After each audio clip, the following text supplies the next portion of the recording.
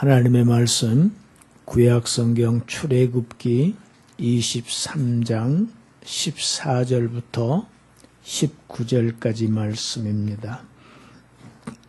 출애굽기 23장 14절부터 19절까지 말씀을 합독하겠습니다. 너는 매년 3번 내게 절기를 지킬지니라. 너는 무교병의 절기를 지키라. 내가 네게 명령한 대로 아비볼에 정한 때에 이래 동안 무교병을 먹을지니 이는 그 달에 내가 애굽에서 나왔음이라. 빈손으로 내 앞에 나오지 말지니라. 맥추절을 지키라. 이는 내가 수고하여 밭에 뿌린 것에 첫 열매를 거둠이니라. 수장절을 지키라. 이는 내가 수고하여 이룬 것을 연말에 밭에서부터 거두어 저장함이니라. 내 모든 남자는 매년 3번씩 주 여호와께 보일지니라. 너는 내 제물의 피를 유교병과 함께 드리지 말며 내 절기 제물의 기름을 아침까지 남겨두지 말지니라. 내 토지에서 처음 거둔 열매 가장 좋은 것을 가져다가 너의 하나님 여호와의 전에 드릴지니라. 너는 염소 새끼를 그 어미의 저주로 삼지 말지니라. 아멘.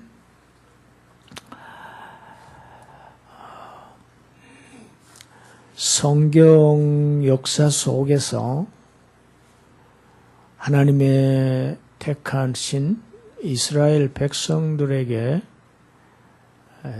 여러 가지 형태의 절기, 또 성일, 거룩한 날, 그리고 축제가 이렇게 생겨났습니다. 하나님은 자신의 백성들과의 관계를 맺음에 있어서 이러한 절기와 어떠한 특별한 거룩한 날을 따로 구별하신 그런 날, 그리고 이런 축제를 통해서 당신의 백성들과의 관계를 지속해 나가시겠다는 의도입니다.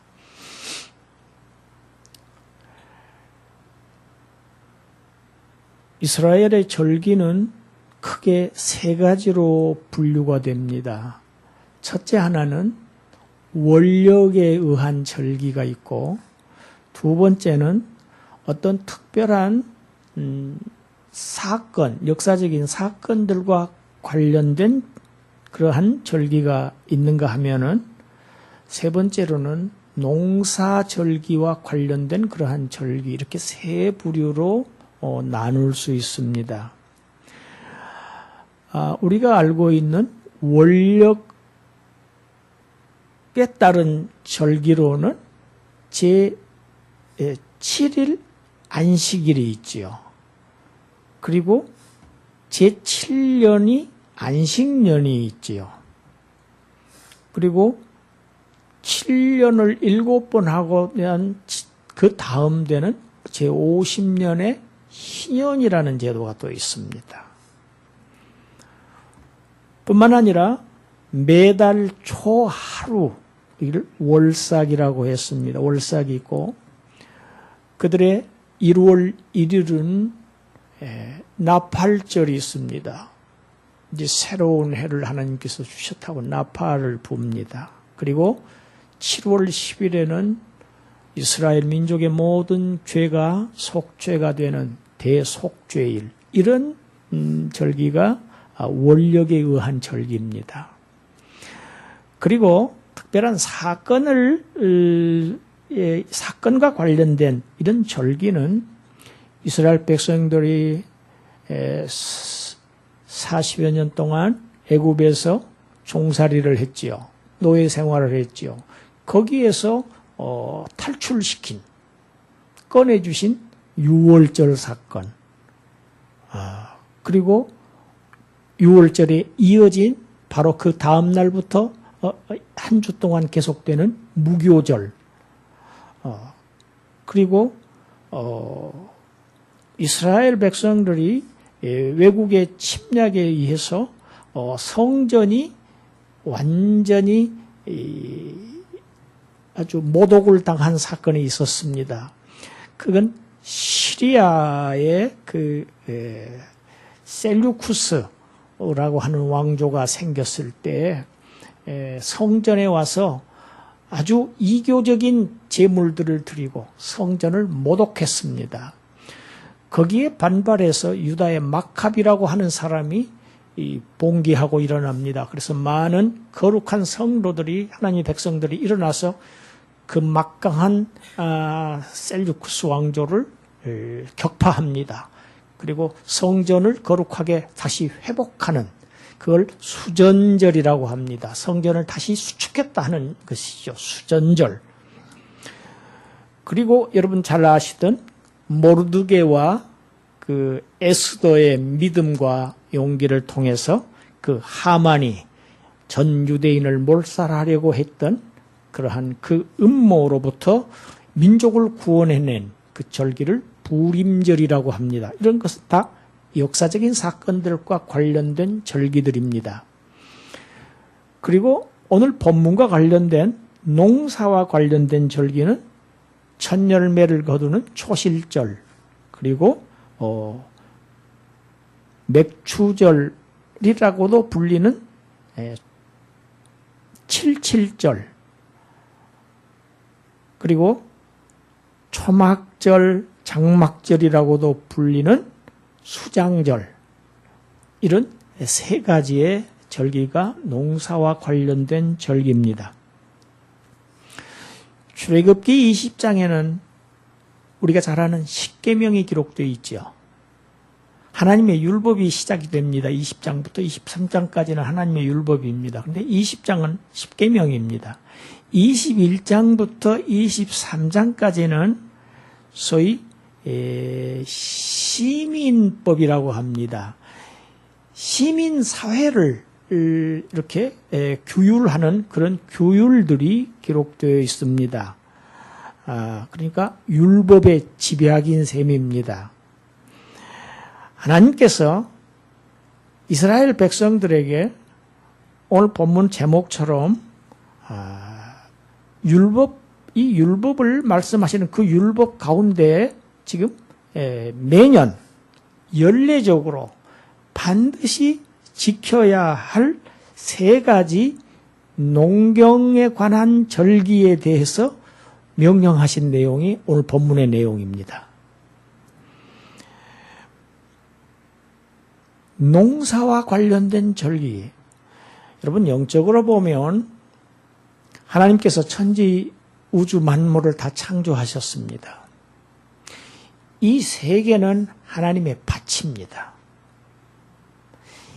이 세계, 하나님의 밭인 이 세계를 경영하시는 것이 하나님의 농사입니다. 하나님은 지금 농사에, 복음서에 보면은 농사를, 농부와 또 그 소작을 하고 있는 종들과 또 농부가 아들을 보내는 이런 비유가 되어 있지요.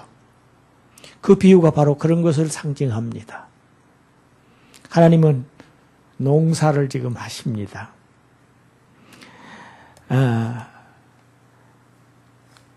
농사와 관련된 첫 번째 절기가 무교절이라고 말씀드렸죠. 이 무교절에는 무교병을 먹습니다. 무교병이라는 것이 부풀리지 않은 빵이죠.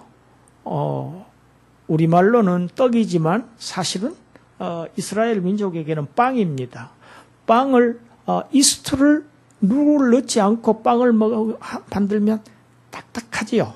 그런 무교병을 먹습니다. 누룩 없는 떡을 먹습니다. 함께 쓴 나물을 먹습니다. 이것이 무교절의 규례입니다.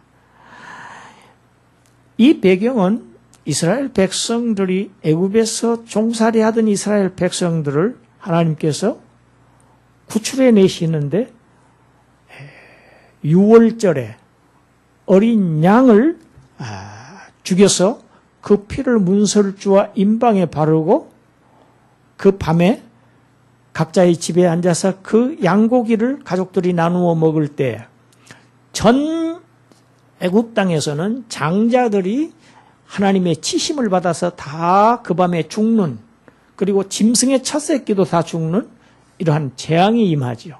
그때 문설주와 임방의 어린 양의 피를 받은 이스라엘 백성의 집만은 그 심판의 죽음의 재앙이 넘어갔습니다. 넘어갔다고 해서 유월절입니다. 넘을 유, 월도 넘을 월입니다. 영어로 패스오버죠. 심판이 지나갔다, 죽음이 지나갔다 하는 의미입니다. 어린 양의 흠 없고 점 없는 그런 어린 양이 죽어서 그 집에 있는 생명을 살립니다. 그리고 그들은 그날 밤에 아주 급하게 애굽 땅을 벗어나옵니다. 애굽 땅을 급하게 나오느라고 반죽을 할 시간이 없었지요. 그래서 그냥 반죽 자체, 그 안에 누룩도 넣지 못하고 부풀리지 못한 그러한 누룩 없는 그냥 밀가루 반죽만 가지고 나온 거지요. 그래서 그 누룩 없는 그 떡을 그들은 먹었습니다. 그래서 이 무교절은 유월절 그 다음 날부터 일주일 동안 계속되는 절기입니다. 이 7일 동안 그들은 과거에 이스라엘의 그 고난에서 하나님께서 우리를 구출해 주셨다고 하는 것을 기억하면서 상기하면서 잊지 않게 하기 위해서 대대로 후손들에게 그것을 가르치면서 이 기간, 이 절기에는 누룩 없는 떡과 쓴 나물, 그러니까 고난의 떡과 쓴 고난의 나물을 그들은 먹으면서 애굽에서의 그 고난의 세월을 잊지 않았던 것입니다. 역사를 잊어버린 민족에게는 희망이 없다는 얘기가 있습니다. 미래가 없습니다. 이스라엘 민족은 자손 대대로 그들이 애굽에서 얼마나 고통스러웠던가 그 노예 생활이, 그것을 대대 후손들에게 다 가르칩니다. 그리고 그 고난 속에서 하나님께서 얼마나 크신 은혜와 사랑으로 우리를 구출해내셨는가, 그 하나님의 은혜를 또 전하며 절기 때마다 그들은 무교병과 쓴 나물을 먹으면서 상기합니다. 여러분, 다음 세대들에 대한 교육이 이렇게 중요합니다. 민족의 존망과 관련이 되어 있습니다. 우리 민족도 한국 민족도 마찬가지입니다. 과거에 우리가 왜 그렇게 쓴 고난의 세월을 당했는가? 우리는 항상 기억하고 우리 후손들에게 역사를 잘 가르쳐야 됩니다. 역사에서 배우지 않으면 그 민족은 미래가 없습니다. 유월절 어린 양의 그 고귀한 피로 새로운 생명을 얻은 우리 신약 성도들, 이 성도들은 우리 주님께서 얼마나 쓰디쓴 고난의 잔을 마시셨는가, 들이키셨는가, 이 어린 양을, 십자가를 늘 기억해야 합니다. 기억하면서 그들은 누룩 없는 삶, 누룩은 죄를 의미하기도 합니다. 성결한 생활을 늘 계속해 나가야 합니다. 거룩한 삶을 살아가야 합니다. 그리고 쓴 나물을 마다하지 않아야 합니다. 그리스도를 위해서 고난을 받는 일을 즐겨해야 마땅한 태도입니다. 같이 합시다. 무교절의 교훈은 바로 이것입니다. 같이 합니다. 애굽에서 나온 나를 기억하라. 이스라엘 민족은 애굽에서 나온 나를 기억하고 감격합니다. 오늘 우리에게 출애굽 사건은 무엇입니까? 예수 그리스도를 통해서 우리가 구원받은 나를 감사합니다. 구원받은 것 감사해야 됩니다. 기억해야 될 것이 하나님께서 나를 구원하셨다. 예수 그리스도의 피로 내가 살았다. 그리고 감사해야 할 것이 내가 하나님의 은혜로 구원받았다고 하는 것을 늘 표현하며 느끼며 고백하며 살아야 하는 것이 우리의 신앙생활입니다. 가장 큰 기쁨이고 가장 큰 감사가 바로 저와 여러분들의 구원받은 사실입니다. 이 땅에서 잠깐 사는 삶이 아무리 풍요롭고 아무리 고귀한 지위를 가지고 여유롭게 산다 할지라도 영원한 생애에서 영원한 버림을 받아서 지옥에서 영원히 산다고 하면은, 죽지도 못하고 산다고 하면은 그 삶은 저주받은 인생입니다. 우리는 얼마나 우리가 받은 은혜가 큰 구원인가, 이 큰 구원을 경홀히 여기지 말라고 히브리서 저자는 경고하고 있습니다. 출애굽의 구원을 받은 자들아, 오늘 15절 하반절입니다. 그달에 내가 왜 무교병을 먹고 쓴나물을 먹어야 하는가? 그달에 내가 애굽에서 나왔기 때문이다. 구원받았기 때문이다. 그러니 구원받은 너희들은 빈손으로 내 앞에 나오지 말라. 빈손으로 내 앞에 나오지 말라. 하나님께 감사의 예물을 드려라. 그것이 마땅한 태도다. 이렇게 율법으로 가르치십니다. 두 번째 절기가 맥추절입니다. 이스라엘 민족에게는 땅이 없었습니다. 애굽에서 노예 생활하는 이스라엘 민족에게 무슨 땅이 있었겠습니까? 광야 40년 동안 헤맬 때 거기는 파종할 땅이 없었습니다. 땅이 없던 민족에게 하나님께서 땅을 약속하셔서 그 약속한 땅에 들어갔습니다. 여러분, 무주택자가 처음으로 작지만 자기의 집을 가졌을 때 그 감격이 얼마나 큰지 모릅니다.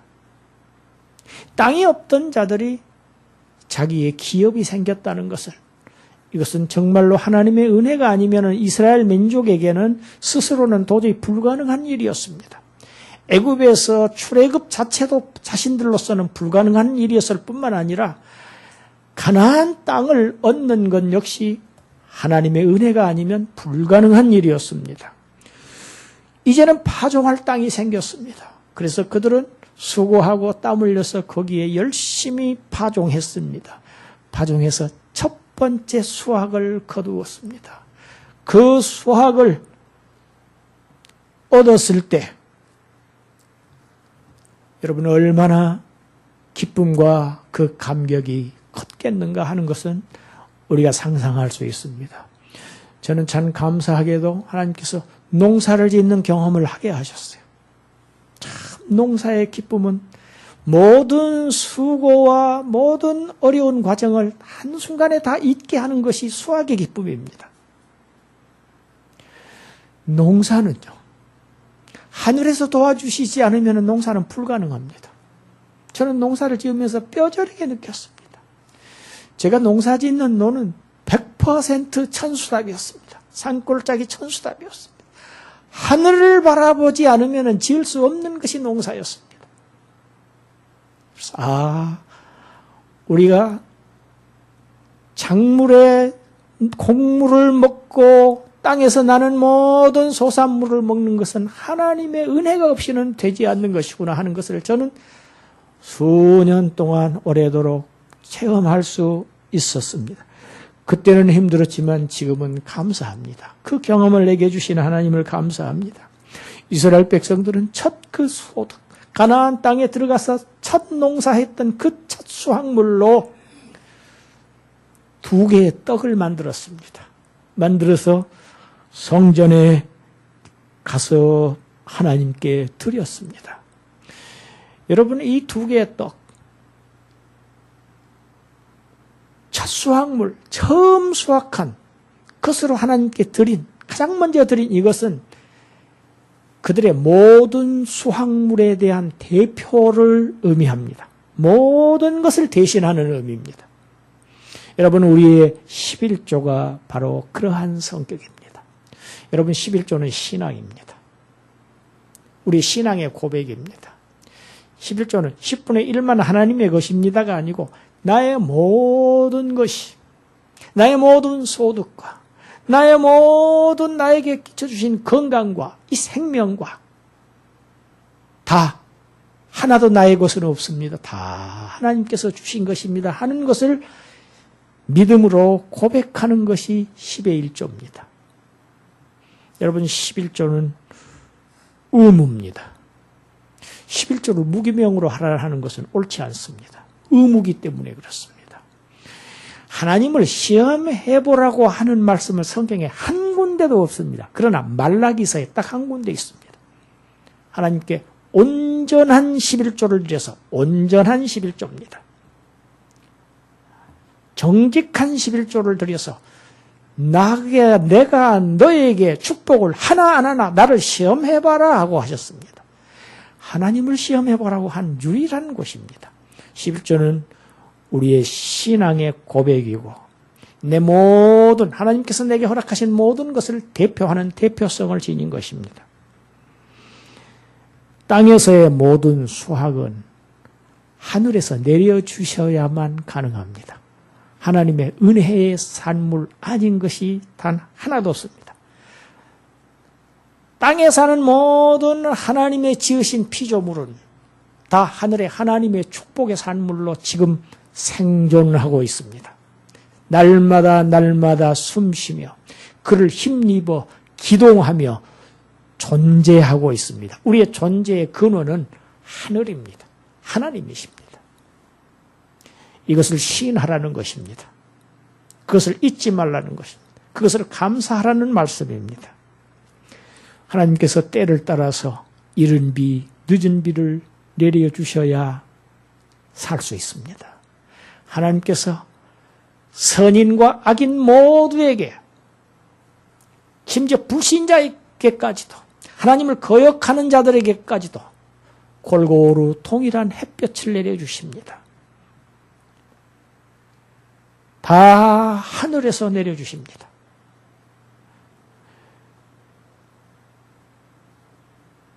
많은 것을 우리가 예로 들 필요가 없습니다. 딱 한 가지, 하나님께서 비만 주시지 않으면 인류는 전멸합니다. 여러분, 아프리카 대륙이 왜 저렇게 가난한가? 비가 없어서 그렇습니다. 비를 주시는 하나님께 우리는 감사해야 됩니다. 새벽 이슬을 내려주신 하나님께 감사해야 됩니다. 물론 요즘 너무 뜨거워서 아주 힘듭니다. 그러나 이 떼약볕 속에서 과일이 익어갑니다. 벼가 익어갑니다. 벼를 익게 하시는 하나님, 과일을 붓게 물들이시는 하나님께 우리는 감사해야 됩니다. 우리는 그의 은택으로 살아가고 있습니다. 구원함을 얻은 하나님의 자녀들이 땅의 모든 소득, 하나님 저에게 주신 모든 소득은 다 우리 아버지의 축복의 결과물입니다. 아버지께 감사드립니다. 하나님 감사드립니다. 이것이 자녀들로서의 마땅한 태도고 신앙입니다. 무교절이 지난 7주가 지난 후에, 그래서 77절이라고도 합니다. 이 맥주절을 7주가 지난 후 다음 날이 50일 되는 날이죠. 그날이 오순절입니다. 이번 신약에서 오순절에 무슨 사건이 일어났습니까? 하나님의 성령을 물 붓듯이 부어주셨습니다. 이 사실을 성령이 누구신가를 규명해 놓은 것이 로마서 8장 23절입니다. 우리 로마서 8장 23절 우리 함께 읽습니다.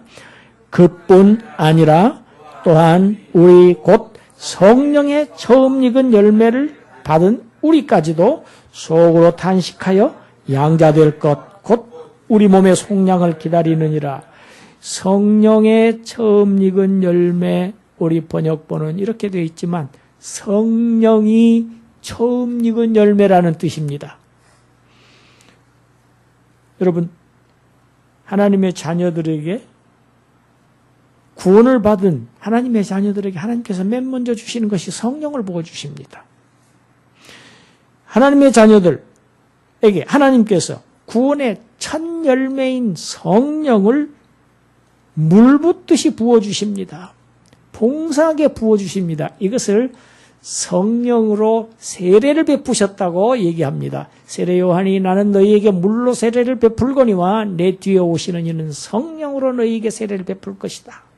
소위 쉽게 얘기해서 성령 세례, 이건 오순절 성령 강림 사건을 통해서 하나님의 백성 각자 심령 속에 이 성령이 내주하게 하십니다. 함께하게 하십니다. 그래서 뭘 하시기 위해서 우리를 인도하시고 존속하게 하시고 살아가게 하시고 인도와 보호받게 하시고 끝까지 영원토록 너희와 함께하게 하겠다고 주님께서 약속하셨어요. 그래서 우리의 구원이 최종적으로 완성될 것에 대한 보증으로 이 성령을 우리에게 보내주셨습니다. 할렐루야. 성령은 우리의 보증입니다. 성령이 누구십니까? 하나님이십니다. 하나님이 항상 우리와 함께 하신다는 사실. 여러분, 첫 열매는 열매가 하나가 탁 달리면 어제 제가 우리 저 참여 한 분하고 어제 저기 양재동 꽃시장을 다녀왔습니다. 2주에 한 번씩 이렇게 꽃꽂이 봉사를 하시는 그러한 원장님이 계신데 2주에 한 번씩 하시는데 요즘 여름에는 그 다음 주는 없어요. 이게 다 시들어서. 그래서 너무 허전해서 뭘 사야 되겠다 하고 갔습니다. 가서 저는 참 노인 이 무궁화가 참 좋아 보여서 이 덴마크 무궁화라는 거 이걸 샀어요. 샀는데 세상에 어제는 꽃이 하나 있었는데 오늘 아침에 보니까 꽃이 이렇게 시들었어요. 그런데 밤사이에 벌써 한 서너 개가 지금 새로 올라오려고 빨갛게 올라오기 시작해요. 여러분, 이 첫 열매, 첫 꽃은 무엇을 의미합니까? 이제 수없이 많이 달린다 하는 것을 지금 의미합니다. 성령을 첫 열매로 주셨다는 것은 무엇입니까? 이제 우리의 구원이 풍성하게 이제 완성된다 하는 증거입니다. 성령이 오셨다는 것은 하나님의 구원의 열매들이 수없이 충만한 숫자가 구원받을 것에 대한 상징입니다. 저는 이거 하나만 사가지고 오려고 하고 왔는데 왠지 생각지도 않은 이 난이 자꾸 보여요. 난이 자꾸 눈에 보이는데 너무 비싸더라고요. 제 눈에 들면 다 10만 원씩 해요. 너무 비싸다. 그런데 따라가던 자매가 제가 사겠습니다. 그러더라고요. 그래 감사하는 마음으로 살 것 같으면 사라고 했더니 사서 이렇게 아름답게 이렇게 놨습니다. 저는 이게 금방 지는 줄 알았어요. 그런데 이게 몇 달 간다고 그래요?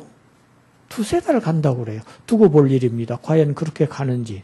아무튼 오늘 이 강대상에 이렇게 난이 있어서 너무 감사합니다.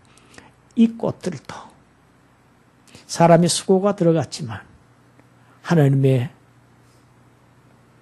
은혜의 단비와 또 내려주신 이슬과 풍성히 쏟아 부어주시는 햇볕을 결과가 이렇게 아름답게 핀 것입니다. 하나님의 도우심 없이 인간의 노력만으로는 이렇게 아름다움을 산출해낼 수, 결과를 산출해낼 수 없습니다. 그래서 우리는 하나님께 항상 감사해야 됩니다. 아름다운 꽃을 볼 때 하나님께 감사해야 됩니다.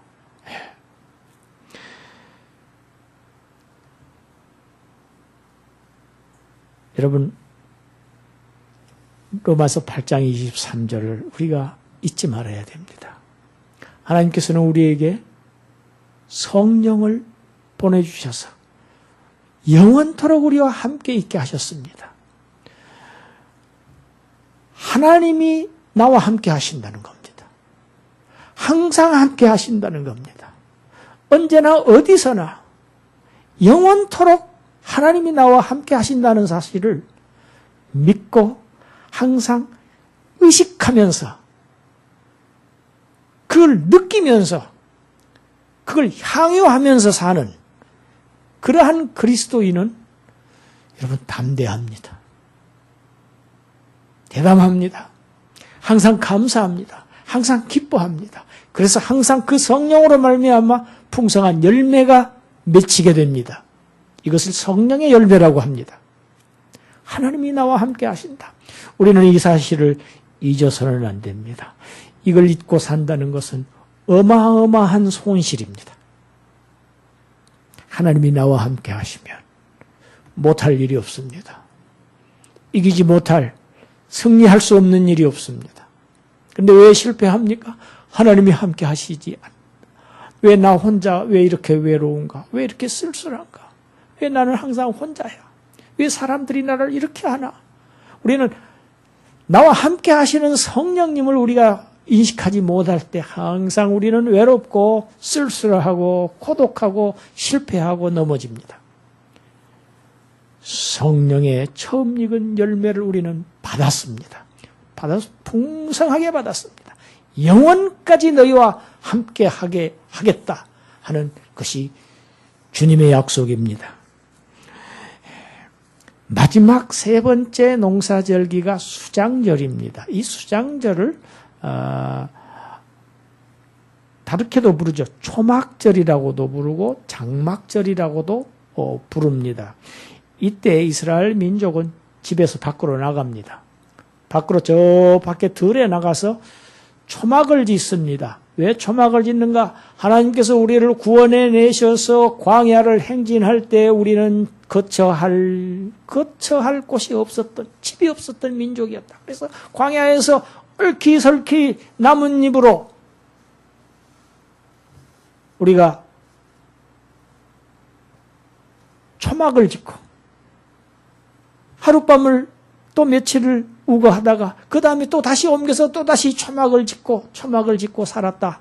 그 광야의 40년을 잊지 말자 하는 그런 의미에서 그들은 가나안 땅에 도착한 이후에도 이 초막절에는 집을 두고 밖에 나가서 일주일 동안을 그 초막을 짓고 거기에서 거했습니다.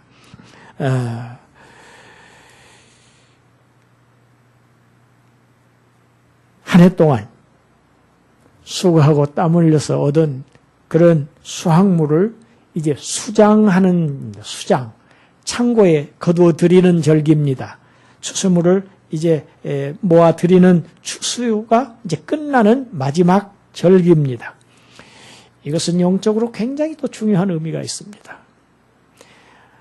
이제 우리 주님, 우리를 구원하신 주님께서, 하나님 우편에 계시는 우리 주님께서 내가 다시 오겠다고 하셨습니다. 왜 오십니까? 영적 추수를 위해서 오십니다. 추수해서 알곡을 천국 곳간에 들이시고 쭉정이들은 모아서 불에 태우시는 구원과 심판이 있게 된다고 성경은 가르치고 있습니다. 우리 주님이 다시 오시는 날 온 인류는 둘로 나뉘게 되어 있습니다. 천국 곳간 그리고 영원한 불못, 구원과 심판이 완전히 갈라지는 이러한 운명의 날이 될 것입니다. 그 주님이 다시 오시는 이 수장절이 임하게 되면 저와 여러분들의 이 땅에서 모든 수고와 모든 슬픔과 고통과 모든 질병과 죽음까지도 이제는 모두 다 끝납니다. 할렐루야. 이제 다시 죽음이 없습니다. 다시 아픈 것이 없습니다. 통증이 없습니다. 부정적인 것은 그림자도 찾아볼 수 없는 그러한 세계가 펼쳐집니다. 다 끝납니다. 이 땅에서 우리는 광야에서 나그네였다 하는 것을 우리가 저와 여러분이 살고 있는 이 세상이 이스라엘 민족의 광야 생활과 똑같습니다. 이 광야 생활 우리는 나그네입니다. 여기가 우리의 영원히 살 곳이 아닙니다. 잠깐 스쳐가는 곳입니다. 여러분의 인생 몇십 년이 찰나입니다. 기껏해야 100년도 살지 못합니다. 뒤돌아보면 야 벌써 여러분 금년이 2018년이 벌써 절반이 지나가고 7월이 중순입니다. 점점 더 빨라집니다. 이 수장절을 통해서 우리에게 주시는 교훈이 있습니다. 우리 같이 한번 합시다. 나그네임을 기억하라. 나그네인 것을 기억하라. 여러분, 항상 나는 나그네다. 나는 순례객이다. 우리 아버지의 집으로 가야만 할 존재다. 거기가 나의 집이다. 이 사실을 우리는 잊지 말고 살아야 됩니다. 여기에서 마치 영원히 살 것처럼 사는 자들은 속는다. 실패한다. 보물을 어디에다 땅에다 쌓지 말아라. 여기는 아니야. 이 본국의 보물을 쌓아라. 여러분, 그곳이 저와 여러분의 집입니다. 영원한 집입니다. 여기서는 전부 이 세상은 장막과 같은 곳입니다. 천막과 같은 것입니다. 그래서 이스라엘 민족들은 자녀들에게, 가족들에게, 대대로 후손들에게 이 땅에서 우리는 장막에서 살고 있을 뿐이야. 이것을 교육하는, 하나님께서 이러한 절기를 통해서 우리에게 영적인 교훈을 주시는 것입니다. 너희는 내 집에서 살 나의 자녀들이다. 그것을 가르치십니다. 17절, 오늘 17절. 내 모든 남자는 매년 3번씩 주 여호와께 보일지니라. 이스라엘의 모든 성인 남자들은 매년 이렇게 3번씩 곡식과 짐승의 예물로 성전에서 예배를 드렸습니다. 드려라 하는 명령에 의해서 그대로 드렸습니다. 그리고 18절, 너는 내 제물의 피를 유교병과 함께 드리지 말며. 여러분, 제물의 피는 유월절 어린 양의 피를 의미합니다. 유월절 어린 양의 피와 함께 누룩을 들여서는 안 된다. 구원받은 하나님의 백성이 죄를 멀리해야 된다. 자꾸 죄를 일상적으로 짓고 살지 말아라. 너희들은 거룩한 백성이다. 거룩한 하나님의 거룩한 자녀들이다. 그러니까 하나님 앞에서 거룩한 삶을 살아라. 18절 하반절에 내 절기 제물의 기름을 아침까지 남겨두지 말라. 기름을 아침까지 남겨두지 말라.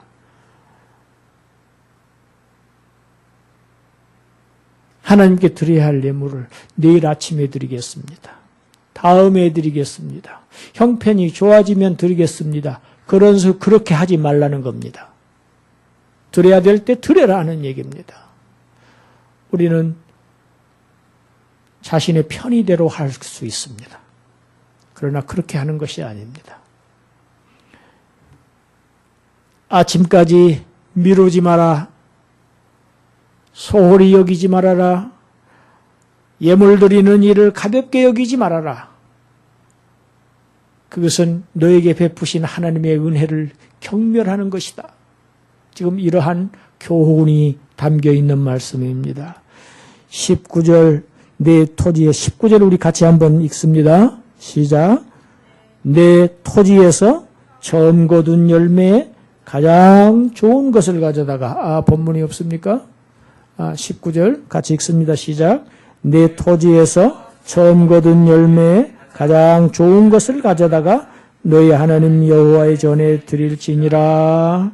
처음 익은 열매에 가장 좋은 것. 모든 소산물을 대표하는 것입니다. 말라기에 보면 이스라엘 민족들이 하나님 앞에 제물을 끌고 올 때, 짐승을 끌고 올 때 눈먼 것들을 끌고 왔어요. 다리 저는 것들을 끌고 왔어요.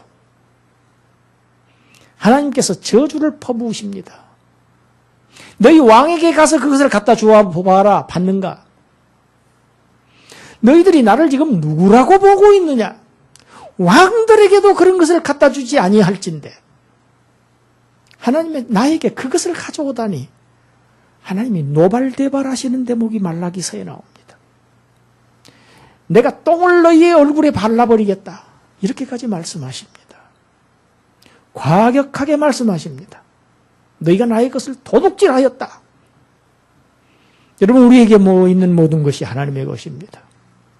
그 중에서 처음 익은 열매의 가장 좋은 것, 대표성입니다. 하나님 전에 드려라. 처음 익은 것, 가장 좋은 것. 하나님을 제일로 여기고 살아라. 하나님을 하나님으로 여기면서 경외하면서 살아라. 하나님이 너에게 몇 번째 되느냐? 여러분, 하나님은 우리에게 첫 번째여야 합니다. 하나님이 두 번째, 세 번째 되는 것은 하나님을 모독하는 일입니다. 이건 자녀가 할 일이 아닙니다. 자녀에게 아버지는 첫 번째여야 됩니다.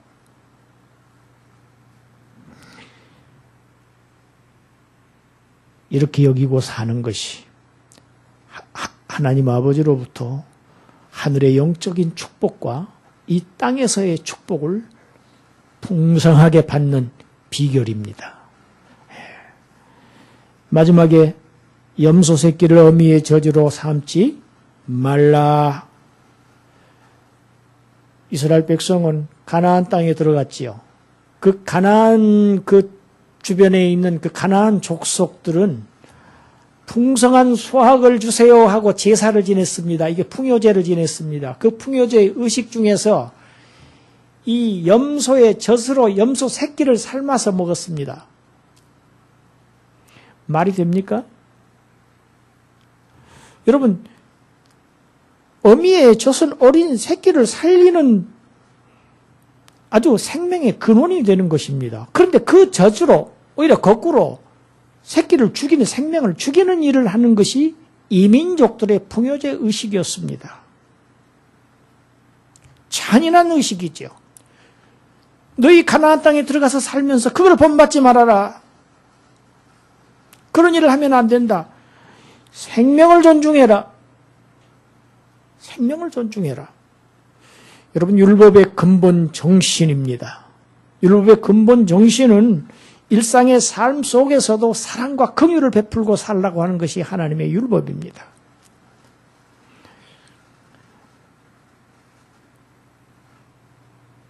말씀으로 사람을 죽이면 안 됩니다.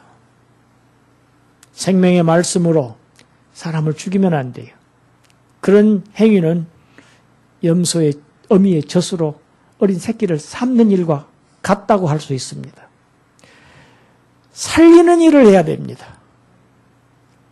회복시키는 일을 해야 됩니다. 돕는 일을 해야 됩니다. 그런데 오늘날 이러한 일들이 얼마나 많이 있는지 알 수 없습니다.